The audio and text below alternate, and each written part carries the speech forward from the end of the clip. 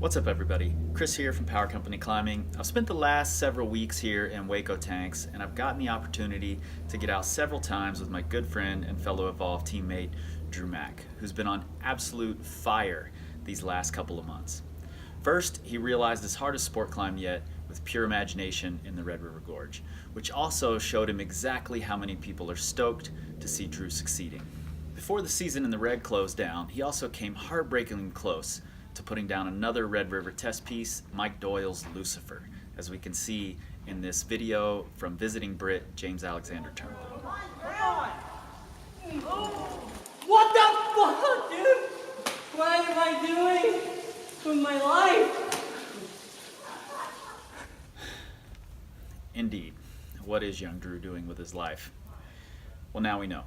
Crushing boulders. After a quick trip to Bishop where he racked up a bunch of double-digit boulders, Dru pieced out for Hueco Tanks, and it's been really fun for me to climb with Dru here because he always gives Maximum effort. And that's exactly what he did in sending his first V13, or 8B now that he's all big time. And I wanted to hear all about it. Let's get into it. When I stuck this move for the first time from the ground, it was like the feeling. When I was like, okay, it's game on.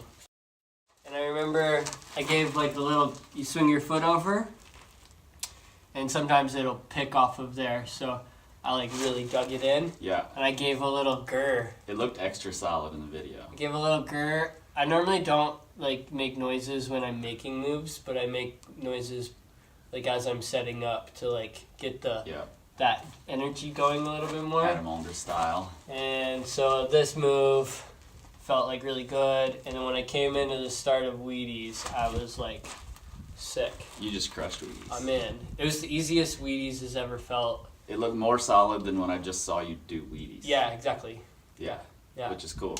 Yeah. After watching you drop the toe hook move several times the other day, So many times.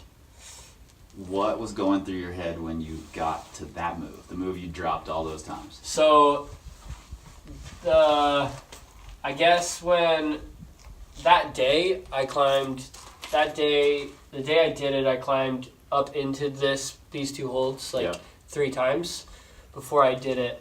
And the first time, this hand blew, and then the second time, this hand blew. But each time I felt really good.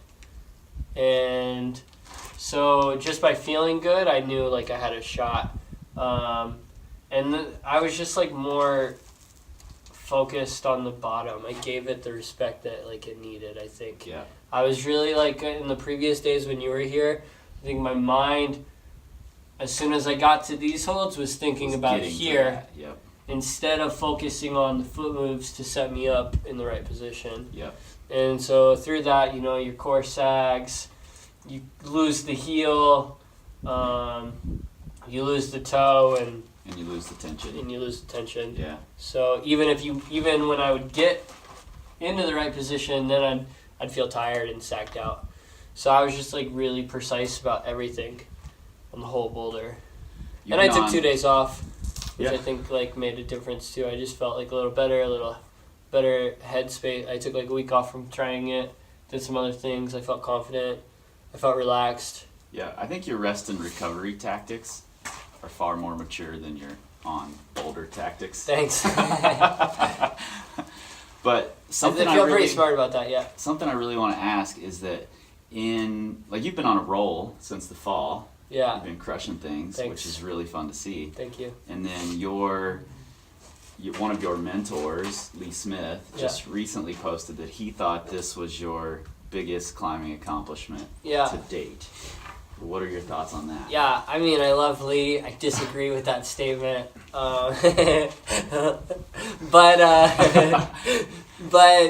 yeah, no, I mean, I think I understand where he's coming from. Whereas like this is like bouldering, weird flex, but okay. The bouldering is not something that I do very often. Yeah. And I spend a very little amount of time doing it.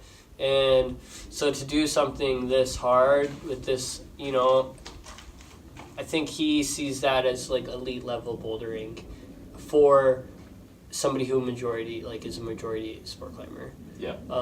And so that's really proud for him. You know, I knew I was capable of this, but he's never seen me boulder outside either. You know, so I think I think he's really proud of. I think also he's seen me as a little kid, like just Sure. with no power, Yeah. no power at all, and just like managed to like, you know, spend 25 minutes on a route until I like got to the top.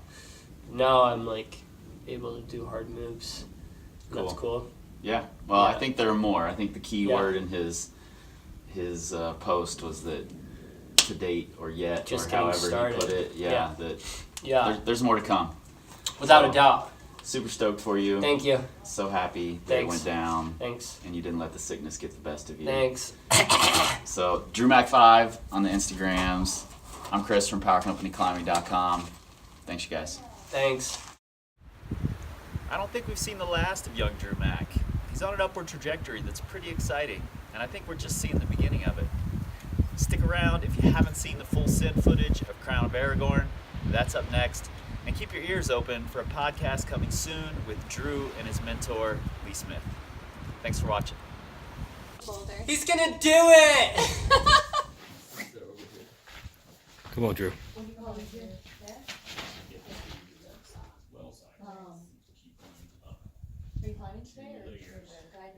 Nice. Come on, Dru. Come on. Yes. Yeah. Come on. Come on, Dru. Come on. Yes. Yeah, Dru. Come on. Yeah. Nice, Dru. Come on.